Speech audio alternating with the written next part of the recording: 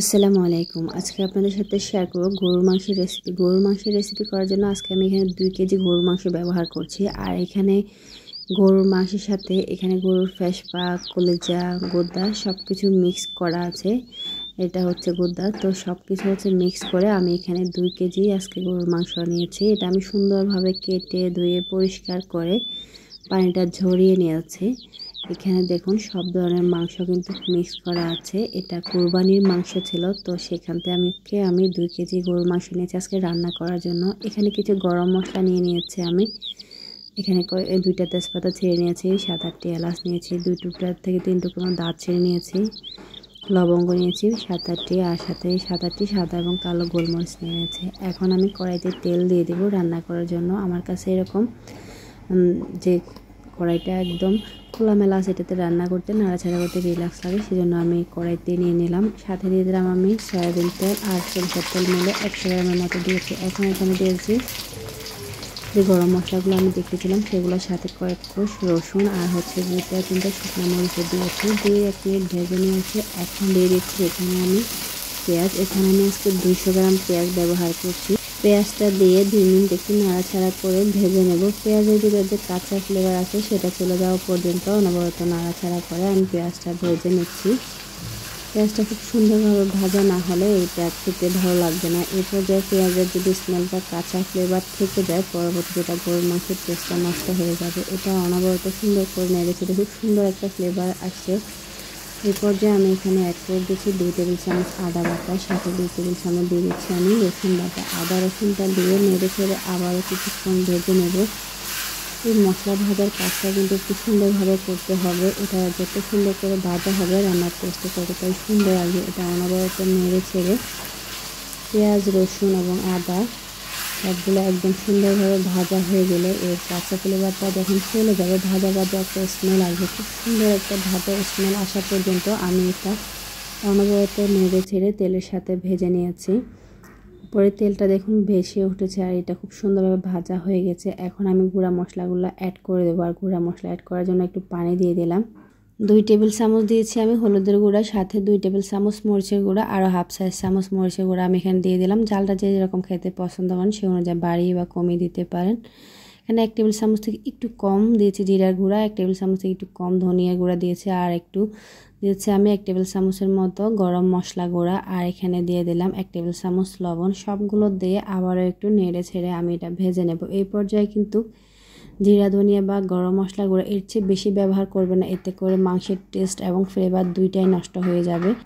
এখানে আমি 2 কেজির জন্য 2 টেবিল চামচ করে ব্যবহার করেছি, তো আপনারা সেই অনুযায়ী ব্যবহার করবেন। এখন হচ্ছে সবগুলা মশলা আমি খুব ভালোভাবে নেড়ে ছেড়ে অনবরত নাড়াচাড়া করে দেখুন ভেজে নিয়েছি। তেলটা কিন্তু উপরে ছেড়ে আসছে এই মশলা। এই পর্যায়ে বোঝা যাবে আমার এই মশলা ভাজিটা রেডি। এখন আমি এখানে গরুর মাংসটা অ্যাড করে দিচ্ছি। এটা কিন্তু আমি আগেই পানিটা একদম জ্বালিয়ে দিতে দেখি পানিটা ঝরিয়ে নিয়েছি, না হলে এখন মাংসটা দেওয়ার সাথে সাথে কিন্তু পানি ছেড়ে চলে আসবে। এমনিতে গরুর মাংস দেওয়ার কিছুক্ষণ পরে পানিটা ছেড়ে আসে, তো যদি এটা এখানে পানিটা ঝরিয়ে না রাখি, অতিরিক্ত পানি ছেড়ে দেয়, সেটা খেতে ভালো লাগে না। সেজন্য অবশ্যই পানিটা ঝরিয়ে রাখবেন। এরকম একটা ছালনি বা ঝালঝিতে নিলে পানিটা ঝরে খুব সুন্দরভাবে কিন্তু অনেকগুলো পানি ঝরেছে। মাংসটা দিয়ে আমি অনবরত নাড়াচাড়া করে এটা মিক্স করে নিচ্ছি মশলার সাথে, ভালো করে মিক্স করে নিতে হবে। কিন্তু আমি এটা খুব সুন্দরভাবে নেড়ে চেড়ে সবগুলা মশলার সাথে মাংসটা খুব ভালোভাবে দেখুন এটা মিক্স করে নিয়েছি। এখন মোটামুটি এটা একটু পানি যাতে ছেড়ে আসে, তলানিতে যাতে লেগে না যায়, সেজন্য আমি একটু ঘন ঘন মানে বারে বারে এটা একটু নেড়ে দিব। কারণ এই পর্যায়ে যেহেতু এখনও মাংসের ভিতরে পানি ছাড়ে নাই, সেই জন্য একটু বেশি নাড়াচাড়া করতে হবে। যখন মাংসটা পানি ছেড়ে দেবে তখন একটু কম নাড়াচাড়া করলে হবে। মশলার সাথে খুব ভালোভাবে মিক্স করে এটা আমি অনবরত নেড়ে ছেড়ে 2 মিনিট একটু ভালোভাবে কষিয়ে নিয়েছি। এখন এটা আমি ঢেকে রেখে দেব কিছুক্ষণের জন্য। এটা আমি 5 মিনিটের জন্য চুলার আঁচটা মিডিয়ামে রেখে ঢেকে রাখছি। তো ঢাকনাটা দিয়ে বসে থাকলে হবে না, ঢাকনাটা খুলে মাঝে মাঝে আমি অফ ক্যামেরা হচ্ছে এটা 2-3 বার নাড়াচাড়া করে দিয়েছি। দেখুন 2-3 বার নেড়ে ছেড়ে দেওয়ার পর এটার ভিতরে অনেকটা পানি চলে আসছে আর পানি ছেড়ে দিছে আর কি। এই মাংসটা কিন্তু পানিটা এটা গরুর মাংসের থেকেই ছাড়ছে। আমি এই পর্যন্ত এখনও কোনো পানি এখানে ব্যবহার করি নাই।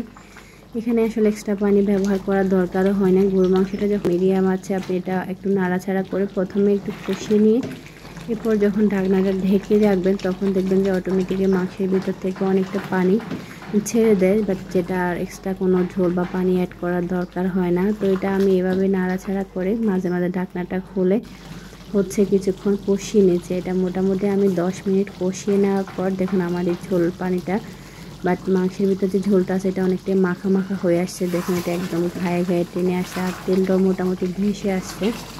এই পর্যায়ে আমাকে পানি দেওয়ার জন্য মানে মাংসটা একদম রেডি।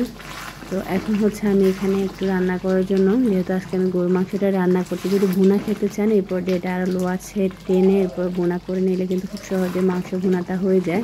এই পর্যায়ে মাংসের কালারটা দেখুন, জাস্ট ওয়াও, মানে আপনারা ক্যামেরায় দেখে বুঝতে পারছেন এত সুন্দর একটা কালার এসেছে, মনে হচ্ছে এটা এখনই খেয়ে নেওয়া যাবে। তবে এই মাংসের রেসিপিটা সাদা ভাত, পোলাও, রুটি পরোটার সাথেও কিন্তু অসম্ভব ভালো লাগে। যেহেতু আমি মাংসটা রান্না করছি এখানে আমি 1 কাপ পানি ব্যবহার করে নিচ্ছি। এখানে আমি মেজারমেন্ট কাপের 1 কাপ আর 500 গ্রামের মতো পানি এখানে আমি দিয়েছি। আর এই পানিটা অবশ্যই গরম পানি দিতে হবে। আমি ঝোলের জন্য 500 গ্রামের মতো গরম পানি অ্যাড করে দিয়েছি। দেখুন পানিটা দেওয়ার সাথে সাথে ফুটে উঠছে, এর কারণ আমি গরম পানিটা ব্যবহার করছি। এই পর্যায়ে মাংস ঠান্ডা পানি না ব্যবহার করাই ভালো। ঠান্ডা পানি ব্যবহার করলে মাংসটা আবার কাঁচা হয়ে ওঠে, এটা সেদ্ধ হতে অনেক টাইম লাগে। আমি গরম পানিটা দিয়ে আবারও ডেকে এটা 5 মিনিট রান্না করে নিয়েছি। এখন হচ্ছে আমি এটা অনবরত একটু নাড়াচাড়া করে রান্না করে নেব। এক্ষেত্রে একটু নাড়াচাড়া করতে হবে, না হয় যেহেতু এখন ঝোলটা প্রায় ঘন হয়ে আসছে এটা তলানিতে লেগে যেতে পারে, বাট এর লাগার সম্ভাবনা অনেক বেশি। তো মাঝে মাঝে একটু নাড়াচাড়া করে মাংসটা আমি অনবরত আরও একটু 30 মিনিট রান্না করে নিচ্ছি। এভাবে করে অনবরত নেড়ে ছেড়ে মাংসটা আমি 30 মিনিট রান্না করে নেব। আমার মাংসটা দেখুন কালারটা মাশাআল্লাহ খুব সুন্দর হয়েছে। আর এই গরুর মাংসটা কিন্তু অনেক মজা হয়েছিল। আমি একটু লবণটা চেক করে নিয়েছি, আমার কাছে মনে হচ্ছে লবণের টেস্ট একটু কম হয়েছে। তো আমি আবারও একটু লবণ দিয়ে এখন হচ্ছে এটা ভালোভাবে মিক্স করে নিচ্ছি। এই পর্যায়ে লবণটা অবশ্যই টেস্ট করে দেখবেন, সেক্ষেত্রে যদি লবণ বা ঝাল কোনো কিছু কম মনে হয় তো সেটা আপনারা চাইলে অ্যাড করে দিতে পারেন। এই পর্যায়ে চাইলে একটু ভাজা জিরার গুঁড়ো অ্যাড করা যেতে পারে, তবে আমার ঘরে আমার বাচ্চারা সেরকম একটা ভাজা জিরার গুঁড়ো পছন্দ করে না, সেই জন্য আমি এটা অ্যাড করে নিই, আমি এটা স্কিপ করেছি। আপনারা চাইলে একটু ভাজা জিরার গুঁড়ো অ্যাড করে গরম গরম মাংসটা নামিয়ে পরিবেশন করে নিতে পারেন। আমি হচ্ছে নাড়াচাড়া করে মাংসটা আর কিছুক্ষণ রান্না করে এটা গরম গরম চুলা থেকে নামিয়ে নিচ্ছি। এখন আপনাদের একটু মাংসগুলো আমি পরিবেশন করে দেখাই যে আমার গরুর মাংসটা কীরকম হয়েছে। দেখুন এটা একদম যে পাতলা ঝোল রেখেছি সেরকম না, একদম মানে আঠালো বা ঘন না, মোটামুটি যে গরুর মাংস আমরা যে রেশিওতে খাই বা যেরকম ঝোলে খাই, খুব সুন্দর একটা কালার এসেছে, খুব সুন্দর হয়েছে। দেখুন এটা দেখে অনেকটাই লোভনীয় লাগছে আর এটা আমার করে খুবই পছন্দ করছে। পার্সোনালি আমার নিজের কাছেই নিজে রান্না করার পর আমি এটা টেস্ট করছি, এটা অনেক বেশি ভালো লাগছিলো। আর এটা কালারটা দেখুন এত সুন্দর হয়েছে কি বলবো। তো আপনারা যদি চান তো আমার এই রেসিপি ফলো করে এভাবে গরুর মাংসটা রান্না করে বাসায় ট্রাই করতে পারেন। আর আমার রেসিপি যদি ভালো লাগে অবশ্যই একটা লাইক দেবেন, আমাকে সাপোর্ট করার জন্য সাবস্ক্রাইব করে আমার চ্যানেল পাশে থাকবেন। আজকের মতো এখানে বিদায় নিচ্ছি, পরবর্তীতে অন্য কোনো রেসিপি নিয়ে আপনাদের মাঝে আসবো। সে পর্যন্ত আপনারা সবাই ভালো থাকবেন, সুস্থ থাকবেন আর আমাদের জন্য দোয়া করবেন। এইভাবে একবার গরুর মাংসটা ট্রাই করতে ভুলবেন না। রেসিপি ভালো লাগলে অবশ্যই ফ্রেন্ড অ্যান্ড ফ্যামিলির সাথে শেয়ার করবেন। আজকের মতো এখানে বিদায় নিচ্ছি, আল্লাহ হাফেজ।